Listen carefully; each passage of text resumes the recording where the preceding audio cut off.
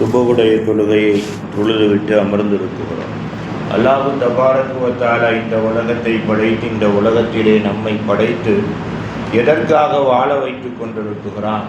நம்மை எதற்காக இந்த உலகத்தில் படைத்தான்? இந்த உலகத்தையே எதற்காக படைத்தான்? எதற்காக நாம் வாழ்ந்து கொண்டிருக்கிறோம்?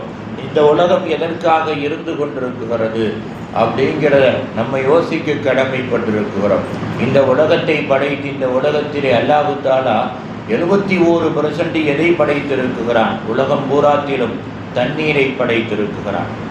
உலகத்தில் 71% பூமியிலே தண்ணீர் படைக்கப்பட்டிருக்கிறது. தண்ணீர் இல்லாத மற்ற படைப்பினங்கள் வாழுவதற்கென்று அல்லாஹ் எதை ஒதுக்கி இருக்கிறான் தெரியுமா? 29% தான் ஒதுக்கி இருக்கிறான். 71% என்ன இருக்குகிறது? தண்ணி இருக்குகிறது. அன்பிற்குரிய அருமை பெருமக்களே, அந்த 29% கூட தண்ணீர் என்ன செய்து கொண்டிருக்கிறது? கொஞ்சம் கொஞ்சமாக பூமியை அரித்து கொண்டிருக்கிறது. பூமி தண்ணீருடைய பரப்பில் இருந்து கொஞ்சம் கொஞ்சமாக என்ன செய்து கொண்டிருக்கிறது? மற்ற படைப்பினங்கள் வாழக்கூடிய பூமி குறைந்து கொண்டே இருக்கிறது. ஆக பூமி குறையக்குரிய எது அதிகமாகிக் கொண்டே இருக்கிறது? பூமியிலே வாழக்கூடிய படைப்பினங்களுடைய அழிவு அதிகமாகிக் கொண்டே இருக்கிறது. நமக்கே தெரியும், நம்மளுடைய தாதாக்கள் 100 வயது வரைக்கும் வாழ்ந்தாங்க, 90 வயசு வரைக்கும் வாழ்ந்தாங்க. ஆனால் இன்னைக்கு நம்மளுடைய முன்னோர்களுக்கு பிந்தி வரக்கூடிய நம்மளுடைய வாழ்க்கை எங்கே சுருங்கி கொண்டு போகிறது? 40க்கும் 50க்கும் மத்தியிலே சுருங்குகிறது, 50க்கும் 60க்கும் மத்தியிலே சுருங்கி கொண்டு போகிறது, 60க்கும் 70க்கும் மத்தியிலே சுருங்கி கொண்டு போவதை பார்க்கிறோம். நம்மளை கூட விட்டுருவான். மற்ற படைப்பினங்கள், ஊர்வினங்கள், விவசாயங்கள், மரங்கள், செடி கொடி வகைகள் எல்லாமே மனிதன் சுருக்கி கொண்டிருக்கிறான். 6 மாதம் விளையக்கூடிய விவசாயத்தை 3 மாதமாக்கி இருக்கிறான். 3 மாதம் விளையக்கூடிய விவசாயத்தை 60 நாள் ஆக்கி இருக்கிறான். ஆனால் அதையும் கூட அல்லாஹ் தஆலா என்ன செய்கிறான்? ஒரு சிலதை காத்தை விட்டு அழிக்குகிறான், ஒரு சிலதை மழையை விட்டு அழிக்குகிறான். அன்பிற்குரியவர்களே, இதற்கு முன்னால் கேள்விப்படாத நோய்கள் எல்லாம் இன்றைக்கு நாம் சர்வசாதாரணமாக பார்க்கிறோம். இன்றைக்கு நோய் இல்லாத மனிதர்களே கிடையாது. 40 வயசாயிட்ட யாருக்கு பிரச்சனை? பொம்பளைகளுக்கு பிரச்சனை. 50 வயசாயிட்ட 45 தாண்டி விட்டால் ஆண்களுக்கு பிரச்சனை. அன்பிற்குரியவர்களே, எதற்காக டப்பா இருக்குதோ இல்லையோ, மருந்துக்காக டப்பா இல்லாத வீடுகளே கிடையாது. ஒவ்வொருத்தருக்கும் ஒரு டப்பா 40 வயசாகி விட்டார். ஆக எல்லாம் சுருங்கி கொண்டே போகிறது.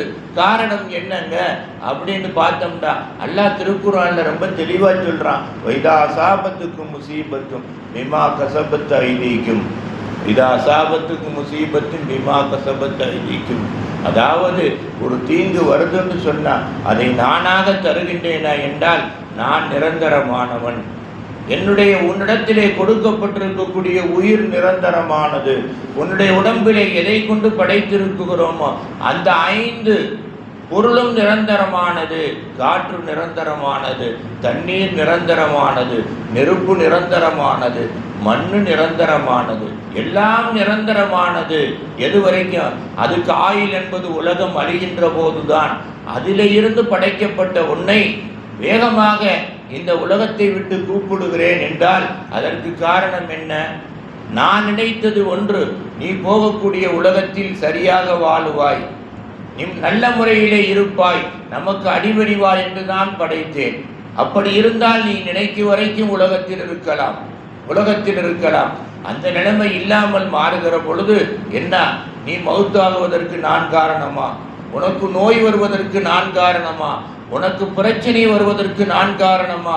அன்பிற்குரிய அருமை பெருமக்களே, அல்லாஹ் சொல்லுகிறான், சொல்றான், இதா அசாபத்துக்கும் முசீபத்தும் பிமா கஸபத் ஐதீக்கும். உனக்கு எந்த பிரச்சனை வந்தாலும் சரித்தா, அல்லாஹ் சொல்றான், தீராத பிரச்சனையாக உனக்கு அது மாறுமையானால் அதற்கு காரணம் என்ன? நான் பிரியப்பட்டு கொடுக்கல, நீ செஞ்ச பாவத்திற்கு பரிகாரம், நீ செய்த கெட்ட காரியத்திற்கு பரிகாரமே தவிர உனக்கு என்ன செய்யல? நானாக கொடுக்கல. நோயை கொடுப்பது அல்ல, அந்த நோயை கொண்டு என்ன செய்வது? சோதித்து கொண்டே இருப்பது அல்லாஹ்வல்ல. நோயை கொடுப்பது அல்லாஹ், பிரச்சனையை கொடுப்பது அல்லாஹ். அதை கொண்டு முழுக்க சோதித்து கொண்டே இருப்பது யார்? அல்லாஹ்வா? அல்லாஹ் அல்ல. நாம் செய்த பாவங்களுக்கு அது பரிகாரம். அந்த பரிகாரம் தீரும் வரைக்கும் என்ன செய்யும்? அந்த சோதனை இருந்து கொண்டே இருக்கும். அதுவும் கூட 2 வகையா பிரியும். யாருடைய நன்மை அதிகமாக இருக்குகிறதோ அவர்களுக்கு அந்த சோதனை தீரும். யாருடைய பாவம் அதிகமாக இருக்குகிறதோ அது மரணமாக போய் சேரும். அது மரணமாக போய் சேரும். ஆக அன்பிற்குரிய அருமை பெருமக்களே, நம்மளுடைய மூதாதையர்கள் எவ்வளோ நியமத்து வேணாலும் சம்பாரித்து வச்சுட்டு போகலாம். நம்மளே ரப்பும் பகலும் உழைச்சி என்ன செய்யலாம்? அவங்க ஒழுங்கா திங்காம உங்காம திங்காம என்ன நல்ல வீடு கட்டி குடியிருக்காம பிள்ளைகளை சீரடிய விட்டு போட்டு நம்மளே என்ன செய்யலாம்? எவ்வளோ வேண்டாலும் சேர்க்கலாம். ஆனால் அதை அனுபவிக்க உலகத்திலே முடியுமா? உலகத்தில் அதை அனுபவிக்க முடியுமா? பாவங்கள் அதிகமானால் அது இருக்கும், நாம் போய்விடுவோம். அது இருக்கும், நாம் போய்விடுவோம். பெருமானார் ஸல்லல்லாஹு அலைஹி வஸல்லம் இடத்திலே கெட்ட குணாதிசயங்கள் எத்தனைன்னு கேட்குறாங்க. பெருமானார் ஸல்லல்லாஹு அலைஹி வஸல்லம் சொல்கிறாங்க, கெட்ட குணாதிசயங்கள் 8ங்கிறாங்க. கெட்ட குணாதிசயங்கள் 8ங்கிறாங்க. அந்த 8லேயே மிக மோசமான குணாதிசயம் எதுன்னு கேட்குறாங்க. மிக மோசமான குணாதிசயம் எதுன்னு கேட்குறாங்க. பெருமானார் ஸல்லல்லாஹு அலைஹி வஸல்லம் அவர்கள் சொல்லுகிறார்கள், அந்த 8 குணாதிசயங்கள்லேயே மிக மோசமான குணாதிசயம் ஒன்றே ஒன்று. அது என்ன செய்யுங்கிறாங்க. பெருமானார் சொல்கிறாங்க, உலகத்திலும் நிம்மதியை கொடுக்காது, நிம்மதியை தூங்க விடாது, நிம்மதியை சாப்பிட விடாது, நிம்மதியாக மனைவி மக்களோடு உறவாட அன்பாக இருக்க விடாது. சரி, உலகத்தில் தான் இப்படின்னா மறு உலக வாழ்க்கையில் என்னான்னு கேட்குறாங்க. என்ன? சொர்க்கத்துடைய வாடையை கூட பிடிக்க விடாது, சொர்க்கத்துடைய வாடையை காத்த கூட பிடிக்க முடியாது. சஹாபாக்கள் கேட்குறாங்க, அகும் சலாத்தும் அகும் சாயமும் அகும் ஜக்காத்தும் அகும் சதக்கத்தும் அகும் ஹஜ்ஜும். தொழுதிருந்தாலுமா, நோன்பு வச்சிருந்தாலுமா, ஜக்காத்து கொடுத்திருந்தாலுமா, சதக்கா கொடுத்திருந்தாலுமா, ஹஜ்ஜு செய்திருந்தாலுமா? ஆமாம். அந்த குணாதிசயம் என்னான்னு பெருமானார் ஸல்லல்லாஹு அலைஹி வஸல்லம் அவர்களிடத்தில் சஹாபாக்கள் கேட்குகிற பொழுது பெருமானார் சொல்கிறாங்க, அல் புகுலுங்கிறாங்க, பஞ்சத்தனம். நீ வரும்போது எதையும் கொண்டு வரல, போகும்போது எதையும் கொண்டு போக போகிறதில்லை. நீ என்ன வச்சிருந்தாலும் சரி, நீ சாப்பிடக்கூடியது உனக்கு சொந்தம், நீ உடுத்தக்கூடியது உனக்கு சொந்தம், நீ இருக்கக்கூடிய இடம் உனக்கு சொந்தம். இந்த 3 போக மீது எல்லாம் யாருக்கு சொந்தம்? நீ வேண்டாம் வச்சிருக்கலாம், அதை யாருக்கு சொந்தம்னு அல்லாஹ் எழுதி வச்சிருக்கானோ அவங்களுக்கு தான் சொந்தம்.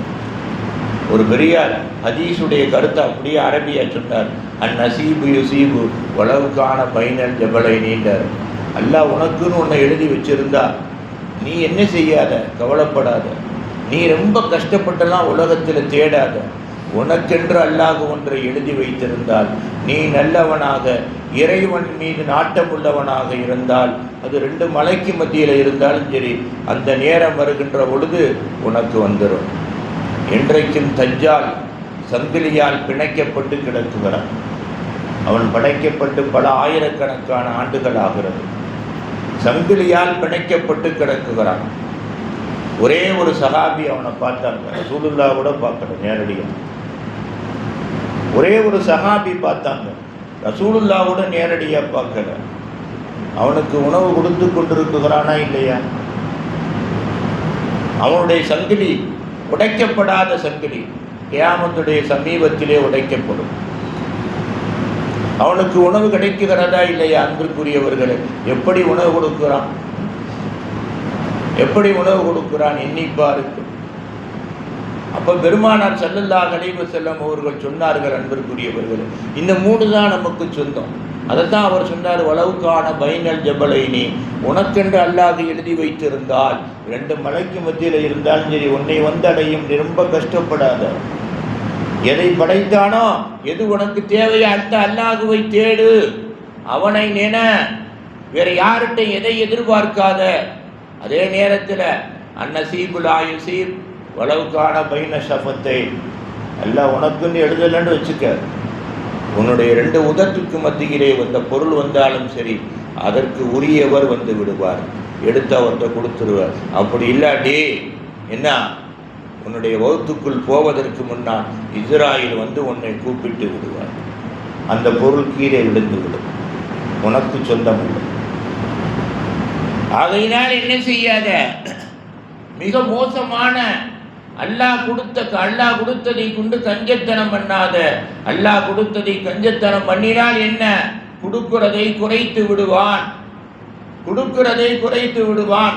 இருக்கிறத செலவழிச்சா என்ன செய்யறதுன்னு யோசிக்காத, கரெக்டா பார்த்து செலவழி. அல்லாஹ் கொடுப்பான் அப்படிங்கிற நிலைமையில செலவழி. அல்லாஹ் கொடுக்க மாட்டான்ங்கிற சூழ்நிலை என்ன செய்யாது? செலவழிக்காத. எதுவும் உன்னை கொண்டோ என்னை கொண்டோ நடக்கக்கூடியதல்ல, அல்லாஹுவை கொண்டு நடக்கக்கூடியது. அவன்தான் படைத்தான், அவன்தான் ரிசுக்குக்கு பொறுப்பேற்றிருக்கிறான், அவன்தான் என்ன செய்திருக்கிறான். மரணமும் ரிசுக்கும் அவனுடைய கையிலே உள்ளது. அது எந்த நேரத்தில் வரும்னு யாரும் சொல்ல முடியாது. எல்லா ரிசுக்கையும் கணக்கிடலாம், அல்லாஹ்வுடைய எல்லா நியமத்தையும் கணக்கிடலாம். மரணத்தையும் ரிசுக்கையும் மாத்திரம் என்ன செய்ய முடியாது? அது கணக்கிட முடியாது. அது அன்றாட அந்தந்த நேரத்தில் எழுதப்படக்கூடியது. அது அந்தந்த நேரத்தில் அன்றாட எழுதப்படக்கூடியது. அன்பிற்குரிய அருமை பெருமக்கள், இந்த இரண்டை மாத்திரம் அல்லாஹ்வுடைய நியமத்தில் எதிலையுமே கணக்கிடலாம். இந்த இரண்டை மாத்திரம் எவரும் கணக்கிட முடியாது. நபிமார்களே கணக்கிட முடியாது, ரசூல்மார்களே கணக்கிட முடியாது. எல்லாம் இருக்கும். பட்டினியா கிடக்கணும்னு எழுதி வச்சிருந்தா பட்டினியாத்தையும் கிடக்கணும். எல்லாம் இருக்கும். சாப்பிடக்கூடாதுன்னு எழுதி வச்சுன்னா சாப்பிடாம தான் இருக்கணும். எதுவுமே இருக்காது. உயர்ந்த உணவு சாப்பிட வேண்டும் என்று அல்லாஹ் எழுதி வைத்திருந்தால் சாப்பிட்டே தீருவோம். இது யாருடைய கையிலே உள்ளது? அல்லாஹ்வுடைய கையிலே உள்ளது. அன்பிற்குரிய அருமை பெருமக்களே, ஆகையினால 8 குணாதிசயங்களில் கெட்ட குணாதிசயங்களில் மிக முக்கியமான குணாதிசயம், அல்லாஹ்வுக்கு பிடிக்காத குணாதிசயம் எதுன்னு கேட்டா கஞ்சத்தனம். இந்த கஞ்சத்தனம் இருக்கிற இடத்துல மூதாதியர்களுடைய ரூஹு வராது. முக்கியமா புரிஞ்சுக்கங்க, நம்மளுடைய மூதாதியர்களுடைய ரூஹு எல்லாம் நம்மளுடைய சொத்து சுகங்களுக்கெல்லாம் வரும், நம் வீட்டுகளுக்கெல்லாம் வரும்.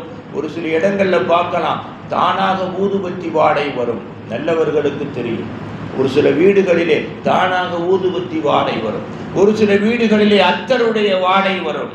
நம்ம சாலிகானவனாக இருந்து அனுபவிச்சிருக்கிறோம். நல்லா நிறைய அனுபவிச்சிருக்கோம். யார் அதெல்லாம்? யாரும் தெளிச்சு விட்டா போறாங்க, ஊதுபத்தியை பொருத்தி வச்சுட்டா போறாங்க. மூதாதையர்கள் வீட்டிற்கு வருவார்களே ஆனால் ஊதுபத்தி வாடை தானாக வரும், மனம் வரும். அன்பிற்குரியவர்களே, மலக்குமார்கள் வந்தார்களே ஆனால் என்ன வரும்? அத்தனுடைய வாடை வரும். நம் வீட்டுக்குள்ளே தானாக வீசும். கஞ்சத்தனம் இருந்தா என்ன இருக்காது? இந்த ரெண்டுமே இருக்காது. மூதாதையர்கள் வராவிட்டால் மன நிம்மதி இல்லை, மலக்குமார்கள் வராவிட்டால் பண நிம்மதி இல்லை. மூதாதையர்கள் வராவிட்டால், நம்முடைய தாதா தாதிமாக்கள் நன்னிமாக்கள் வராவிட்டால் மன நிம்மதி கிடையாது. மலக்குமார்கள் வராவிட்டால் பண நிம்மதி கிடையாது. அங்கே யார் குடியிருக்கான்னு அர்த்தம்? ஷைத்தான் குடியிருக்கான்னு அர்த்தம். அந்த வீட்டில் குழப்பம் குடியிருக்குதுன்னு அர்த்தம். ஆகையினால் தான் பெருமானார் ஸல்லல்லாஹு அலைஹி வஸல்லம் சொன்னாங்க, வனஊது பிக மினல் புகுல், நான் கஞ்சத்தனத்தில் இருந்து பாதுகாப்பு தேடுகிறேன், நான் கஞ்சத்தனத்தில் இருந்து பாதுகாப்பு தேடுகிறேன் அப்படின்னு பெருமானார் சொல்லிட்டு அழகா சொன்னாங்க. முஹர்ரம் மாதம் 10ஆம் நாள் நான் நேற்று சொன்னோம் 8 காரியங்களை செய்வது நல்லதுண்டு. அந்த 8 காரியத்தில் மிகச்சிறந்த காரியம் என்ன? குடும்பத்துக்கு தாராளமாக 10ஆம் நாள் செலவழிப்பது பரக்கத்து. குடும்பத்துக்கு தாராளமாக முஹர்ரம் 10ஆம் நாள் செலவழித்தால் வருஷம் பூரா அல்லாஹ் அப்படியே ஆக்கி வைக்கிறான். ஆகையினால் அன்பிற்குரியவர்களே, மீதம் உண்டான 7 என்ன? நாளையிலிருந்து 7 நாளைக்கு தெரிஞ்சுக்கலாம். ஆகையினால் அல்லாஹ் கொடுத்த நியமத்தில் கஞ்சத்தனம் கூடவே கூடாதுங்க. இது அல்லாஹ்வுக்கும் பிடிக்காது, ரசூலுக்கும் பிடிக்காது, யாருக்கும் பிடிக்காது, நல்லவர்களுக்கும் பிடிக்காது. இதை கடைபிடித்து வாழ்ந்தவர்கள் தான் மகான்கள், வாழ்ந்து கொண்டிருப்பவர்கள் தான் சாலிகீன்கள். அதே வழியை பின்பற்றினால் இந்த நாள் அல்ல, நாம் சந்திக்கும் ஒவ்வொரு நாளும் இறை வசந்தம் நம்மளை தேடி வரும் என்பதிலே சந்தேகமில்லை. அந்த நல்ல பாக்கியத்தை வல்லநாயன் ரப்பு தஆலா உங்களுக்கும் எனக்கும் இந்நாள் அல்ல என்னாலும் நிரந்தரமாக தந்து அருள்புரிவானாக. வாகிர தஅவானா அனில் ஹம்துலில்லாஹி ரப்பில் ஆலமீன். அல்லாஹும்ம ரப்பனா ஆத்தினா ஃபித் துன்யா ஹஸனா وفي الآخرة حسنة وقنا عذاب النار وصل على النبي سيدنا ونبينا مولانا محمد وعلى آله وصحبه أجمعين برحمتك يا أرحم الراحمين. الحمد لله رب العالمين. محمد صلى الله عليه وسلم، صلى الله على محمد صلى الله عليه وسلم، صلى الله على محمد. யா ரப்பி ஸல்லி அலைஹி வஸல்லம். அஸ்ஸலாமு அலைக்கும்.